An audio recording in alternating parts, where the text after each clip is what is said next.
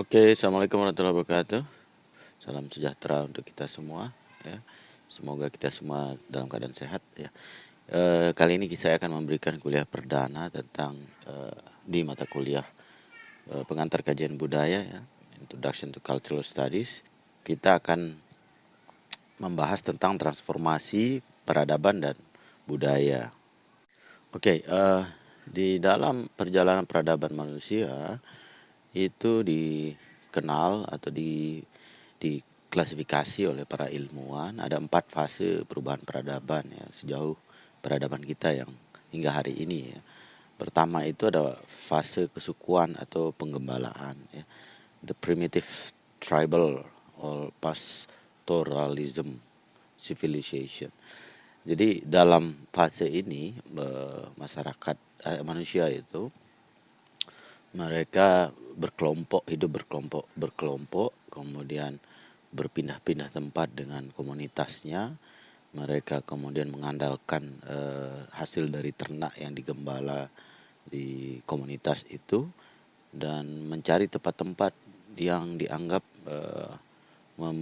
memenuhi kebutuhan mereka. Kemudian mereka berpindah sesuai dengan kebutuhan dari kelangsungan hidup mereka, ya. Dalam fase ini masyarakat sangat komunal, ya. Mereka sangat terikat, attached to one another, ya, sangat terikat satu sama lain. Kemudian pola-pola itu disepakati, kemudian kepemimpinan itu disepakati oleh komunitas, dan semua hal yang terjadi dalam komunitas itu tidak terlepas dari kesepakatan-kesepakatan itu, ya. Di fase kesukuan itu masyarakat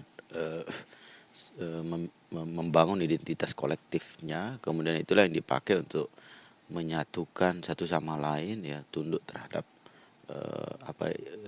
simbol-simbol identitas itu. Nah, kecenderungan mereka nomadic, ya, berpindah-pindah tadi yang saya sebutkan sesuai dengan iklim, mungkin perubahan suhu dan perubahan musim dan seterusnya, ya. Mereka akan mengikuti kondisi gejala alam di era-era tertentu akan mendorong mereka melakukan migrasi.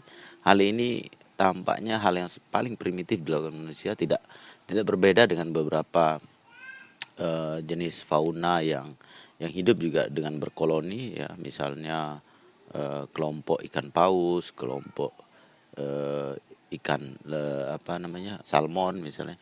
Mereka melakukan migrasi perpindahan tempat pada musim-musim tertentu untuk mencari suhu air yang sesuai dengan keberlangsungan, untuk memastikan keberlangsungan hidup mereka. Kemudian di fase berikutnya mereka mulai berpikir tentang staying in one place atau living in one place, meninggali tempat tertentu dan mengolah tempat itu untuk memastikan mereka bisa bertahan hidup dengan itu. Inilah fase yang dikenal dengan fase pertanian atau agricultural civilization, di mana masyarakatnya masih dalam hidup koloni atau kelompok itu, tapi mereka memilih untuk menetap di tempat tertentu. Mungkin pada awalnya mereka akan masih terpengaruh dengan insting nomadennya. Dia akan tinggal situ beberapa bulan kemudian berpindah, tapi lama kelamaan mereka kemudian memutuskan, ya, untuk menempati daerah itu dalam waktu yang panjang, ya. Akhirnya mereka menjadi penghuni daerah itu. Ini pola agricultural civilization, di mana mereka di situ mulai mengenal teknologi, mengolah lahan, kemudian menyemai bibit dan merawat tanaman dan seterusnya, ya. Dan mereka kemudian berpikir tentang bagaimana pengembalaan itu dilakukan di satu tempat, tidak lagi mengikuti di mana makanan ternak yang mereka pelihara itu tumbuh pada waktu tertentu. Nah, era ini berlangsung cukup lama, ya, walaupun terjadi milestone yang berbeda antara masyarakat di benua Eropa, masyarakat di benua Amerika dan Asia terutama, ya, tentang berakhirnya fase agriculture ini. Di Eropa mereka sudah jauh lebih dulu meninggalkan pola ini dan mereka berpikir tentang sesuatu yang baru yang kita kemudian masuk ke fase berikutnya disebut the industrial civilization atau fase industri, di mana segala sesuatu itu lebih mengedepankan tentang teknologi ya, tentang mass production, tentang bagaimana meningkatkan produktivitas, dan hal semacam ini membuat ilmu pengetahuan berkembang dengan pesat ya. Misalnya bagaimana memanen buah lebih cepat dari kebiasaannya ya. Misalnya padi itu ya, yang di masa lalu hanya bisa ditanam sekali setahun, kemudian menjadi 2 kali setahun, kemudian menjadi 3 kali setahun bahkan sekarang ya, diperpendek itu masa masa pembuahan berbuahnya dan sampai dia bisa dipanen. Di era ini tidak hanya bicara tentang industri dalam perspektif industri manufaktur atau lain-lainnya, tapi juga termasuk industri dalam hal pengolahan lahan, beternak dan segala macam ya. Nah, di fase ini juga ditandai dengan ditemukannya mesin-mesin ya, ditemukannya teknologi yang menggunakan sumber energi, dan dia bisa bekerja dia bisa bekerja menggunakan mekanika ya.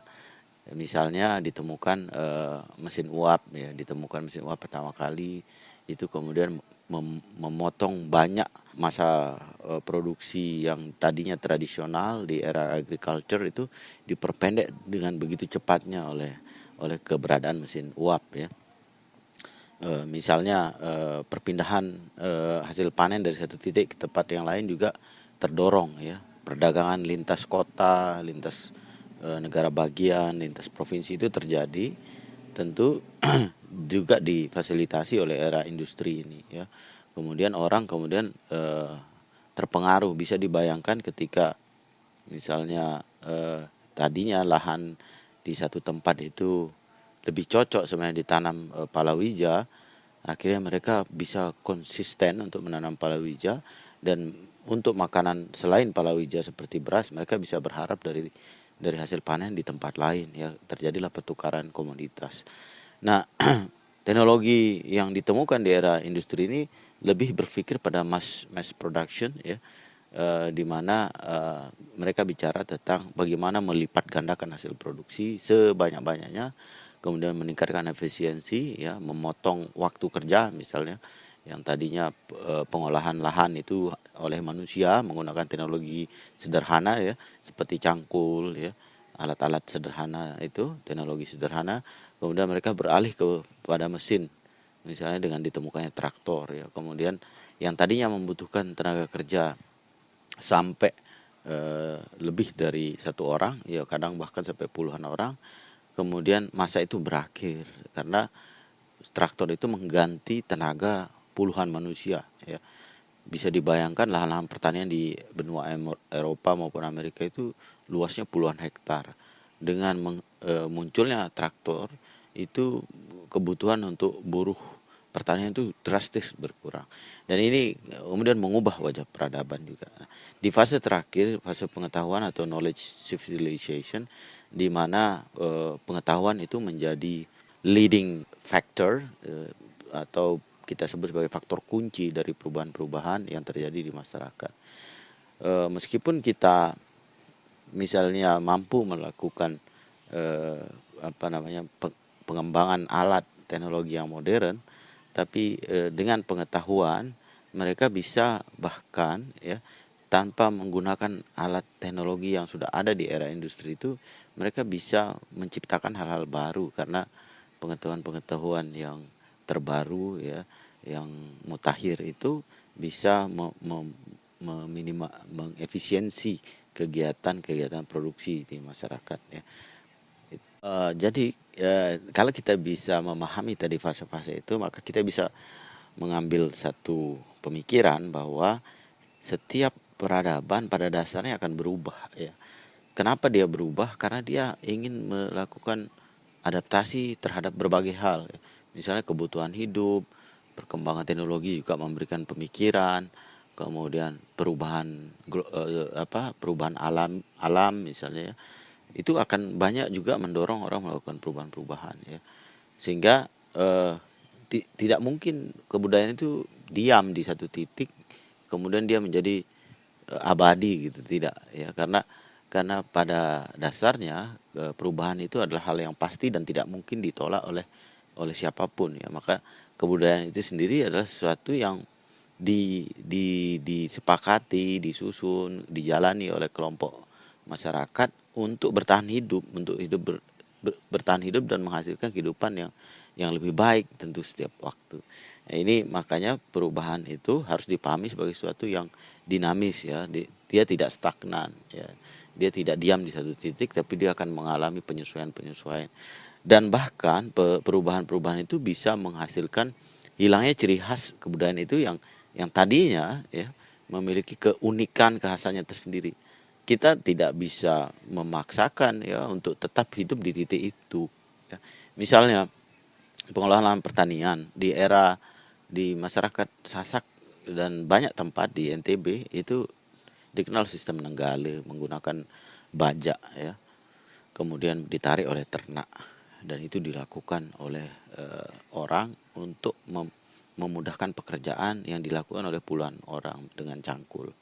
Tapi ketika ditemukan traktor, lah siapa yang akan ingin repot-repot melakukan itu ya. Dengan traktor dia bisa lebih cepat ya, bisa lebih baik hasilnya, lahannya bisa lebih siap ditanami dalam waktu singkat, dia bisa mengejar musim yang hujan yang sedang bagus gitu.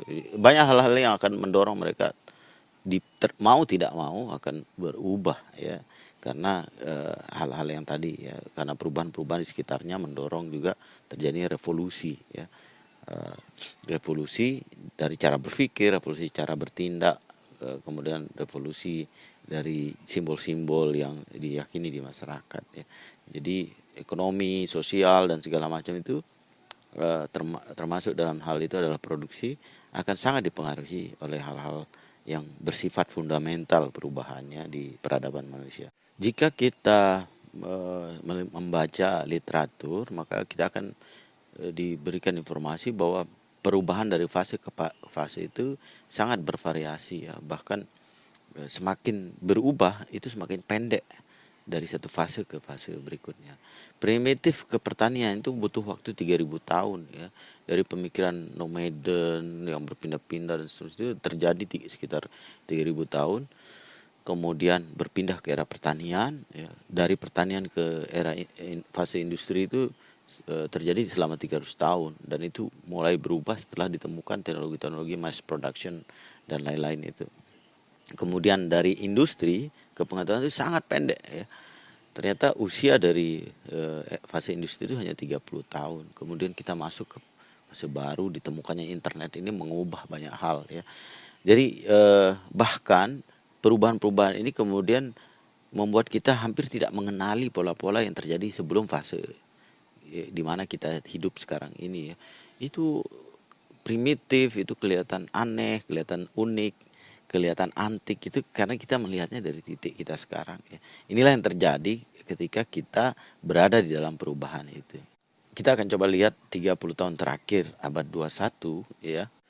Perubahan-perubahan itu mengakibatkan beberapa hal yang dicatat oleh para pengamat peradaban. Itu pertama, budaya, sosial, ekonomi, sistem politik kemudian tidak stabil. Dia mengalami pergerakan yang begitu dinamis.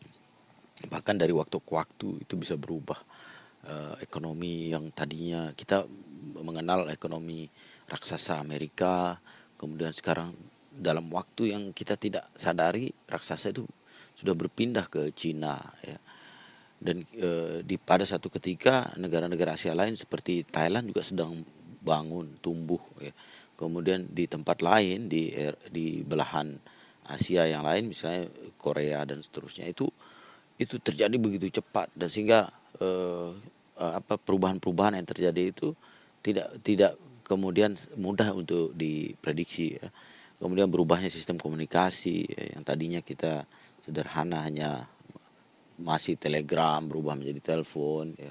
Kemudian ada fax, kemudian ada dan seterusnya sampai sekarang eh, apa sistem komunikasi itu begitu cepat ya, bukan menghitung menit per menit tapi sudah menghitung bit ya, saking cepatnya itu sistem komunikasi itu terjadi ya. Satu informasi itu bisa tersebar ke seluruh dunia dalam waktu yang sangat singkat ya. tidak lagi menunggu waktu yang lama ya untuk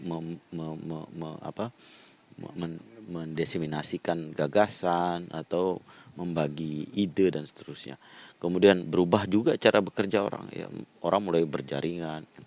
Di abad 21 ini eh, sangat berbeda ya dibandingkan dengan sebelum-sebelumnya. Kalau dulu persaingan adalah satu hal yang apa ya yang pasti ya. Kalau di era ini bahkan kita tidak melihat itu sebagai persaingan. Kompetisi itu sudah hampir kita tidak bisa rasakan, tapi lebih pada kolaborasi bersama-sama membangun apa tujuan dan harapan ya. Dan persaingan menang kalah ini ya eh, itu sebenarnya terjadi pada keputusan-keputusan yang dibuat oleh individu-individu atau kelompok-kelompok di masyarakat ya. Jadi bukan pada dia dikalahkan, tapi dia pada keputusan-keputusan yang dia buat. Kemudian teknologi mengakomodir semua area produksi, ya manajemen, penelitian, sains, pendidikan dan pelayanan itu tidak lagi kita bisa melihatnya seperti dulu lagi. Ya. Misalnya akses orang ke sumber belajar di 3 dekade lalu, sekitar 30 tahun yang lalu itu hanya dari versi cetaknya ya. Dan itu pun berbayar dan cukup mahal ya. Di era sekarang proses transformasi, transfer pengetahuan itu terjadi dalam waktu yang begitu cepat ya. Bahkan dari rumah masing-masing itu. Jadi bayangan kita tentang homeschooling dulu itu akan sangat adaptif dengan kemajuan teknologi hari ini. Orang bisa sekolah dari rumah. Orang bisa bikin degree, sertifikat apa istilahnya ijazah itu dari rumah ya. Jadi nggak lagi kita berpikir konvensional seperti zaman dulu. Segala hal berubah, pelayanan-pelayanan berubah ya. Bahkan Anda sekarang masuk ke gerai makanan cepat saji itu, Anda tidak bertemu manusia juga bisa makan kalau ingin pesan ya. Cukup dengan scan tag, bahkan kita mungkin tidak perlu berbicara ya. Karena pembayaran juga secara digital. Banyak, banyak sekali perubahan yang terjadi di tataran itu ya, yang kita hadapi dari waktu ke waktu menjadi sebuah realitas yang sudah menyatu dengan kehidupan kita semua sekarang. Jadi perubahan pada semua tingkatan, semua arah ya, pada waktu bersamaan mempengaruhi semua orang dan hubungan mereka ya. Jadi ini hal yang sangat cepat. Kemudian di masyarakat Eropa kita bisa melihat keberhasilan di abad 21 itu karena mereka memiliki karakteristik terbuka pada gagasan atau ide-ide budaya modern ya. Mereka lebih apa ya, lebih open minded dan mereka lebih bisa menerima perbedaan pemikiran ya. Mereka tidak apa ya, mereka tidak ortodok dalam bersikap ya, tidak kuno ya. Mereka mengambil pemikiran-pemikiran orang dengan sangat adaptif ya, kemudian mengembangkan itu ya, sehingga kebebasan sosial ya, prevalensi ekonomi, itu artinya kesetaraan ekonomi dan kebebasan sosial itu sangat mungkin terjadi pada level masyarakat yang terbuka. Kemudian pemerintahan juga menjadi sesuatu yang terkontrol oleh masyarakat karena masyarakatnya cerdas ya, masyarakatnya cerdas. Nah, walaupun di era itu masih ada pemilahan antara pemikiran feodal yang masih bersifat agriculture ya. Di sisi lain bicara kebebasan freedom, ada mereka yang bicara tentang commercial, mereka bicara tentang financial, kerajinan tangan, sehingga mendorong revolusi industri. Di titik itu kemudian runtuhlah feodalisme, cara berpikir feodal.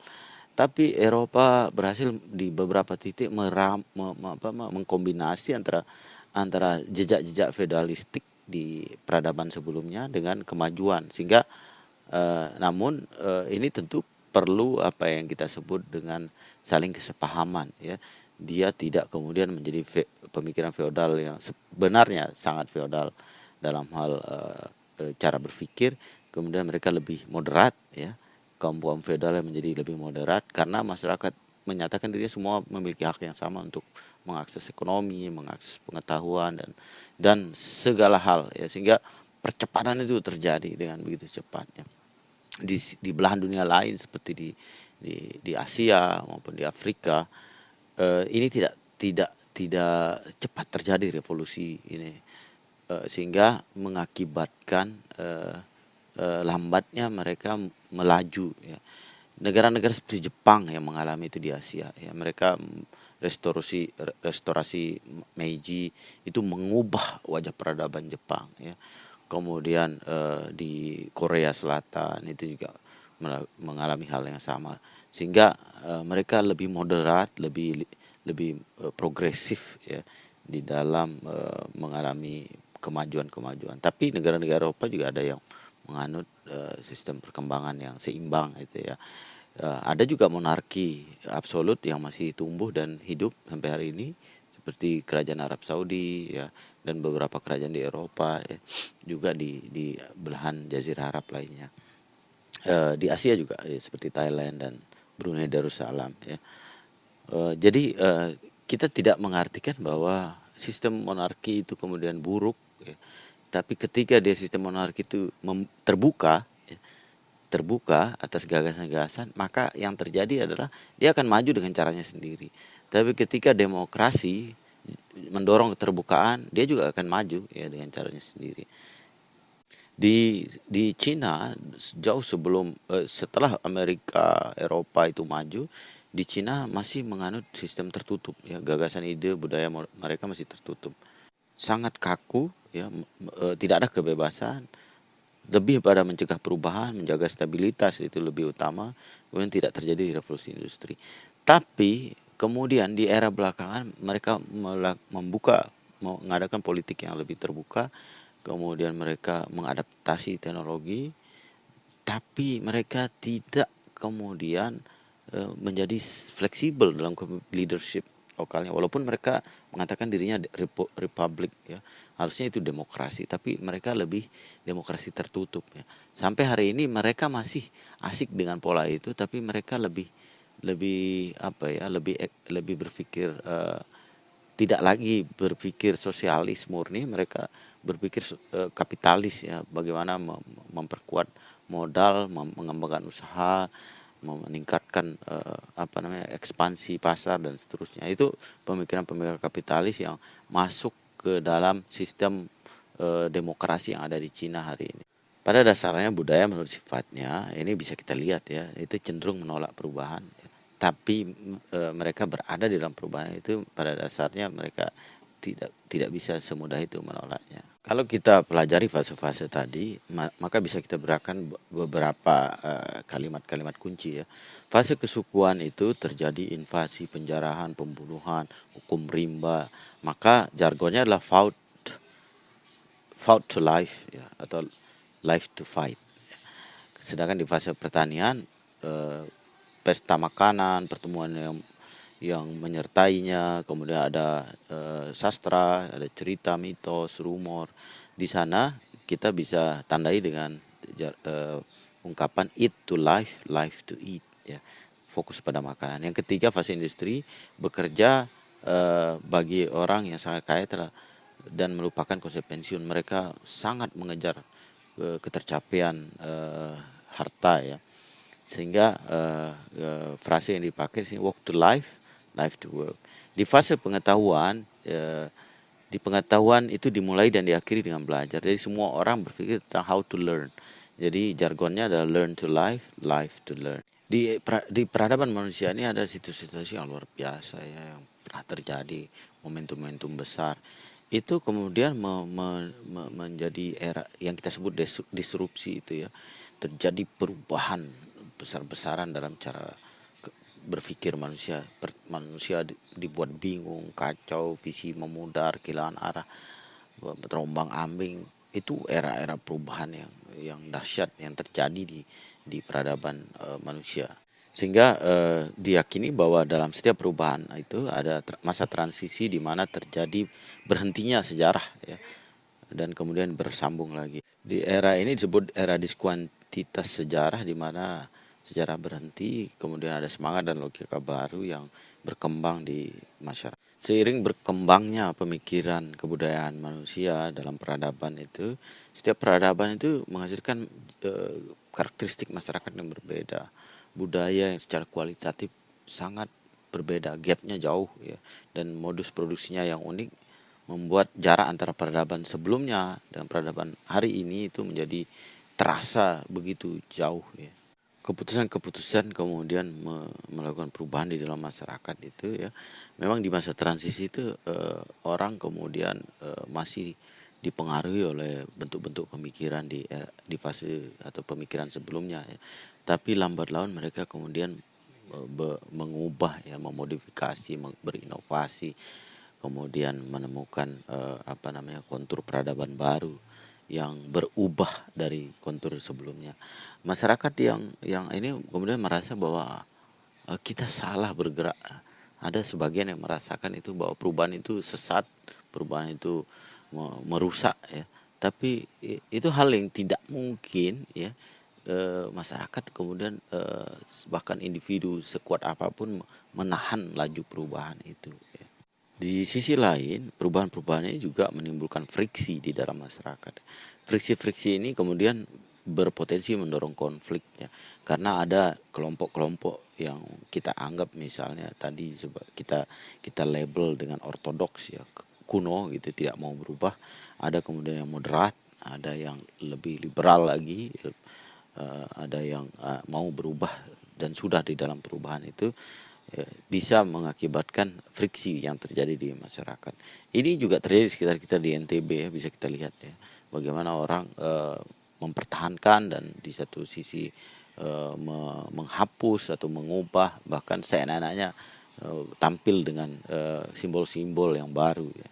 Di akhir perkuliahan ini saya ingin memberi kalian, kegiatan dengan, menulis rangkuman kalian sendiri, menggunakan tulisan tangan yang terbaca dengan baik ya.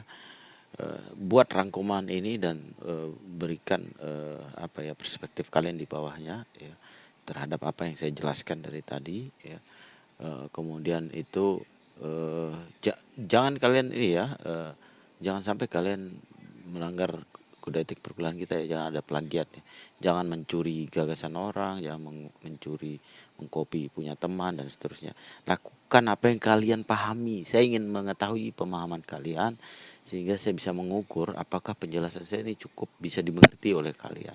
Ingat rangkumannya itu dengan bahasa kalian sendiri, tulisan tangan kalian sendiri. Nanti akan ada link tautan ya untuk mengupload itu, sekaligus saya akan minta bukti fisiknya jangan hilang, nanti dikumpulkan melalui ketua kelas. Mungkin ini perkenalan kita di awal-awal perkuliahan tentang kajian budaya ini. Saya berharap kalian siap untuk, lebih, kritis, lebih sensitif ya, lebih terbuka, lebih kritikal ya dalam melihat peradaban di sekitar kalian ya. Bahwa ini tidak hanya terjadi di belahan dunia lain, bahwa ini terjadi ada di depan mata kalian, kalian adalah bagian dari perubahan peradaban dan kalian adalah bagian dari kebudayaan itu.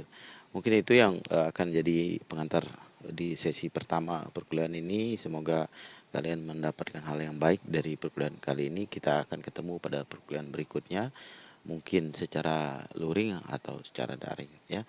Salam sehat selalu ya, semoga kalian, punya kemandirian sendiri untuk mencari bahan belajar tentang kajian budaya menggunakan teknologi yang kalian miliki, dan kita bisa berdiskusi saat ketemu dan kalian memiliki banyak pengetahuan dan gagasan yang bisa kita sharing ya. Terima kasih atas perhatiannya. Salam sehat. Assalamualaikum warahmatullahi wabarakatuh. Salam sejahtera untuk kita semua.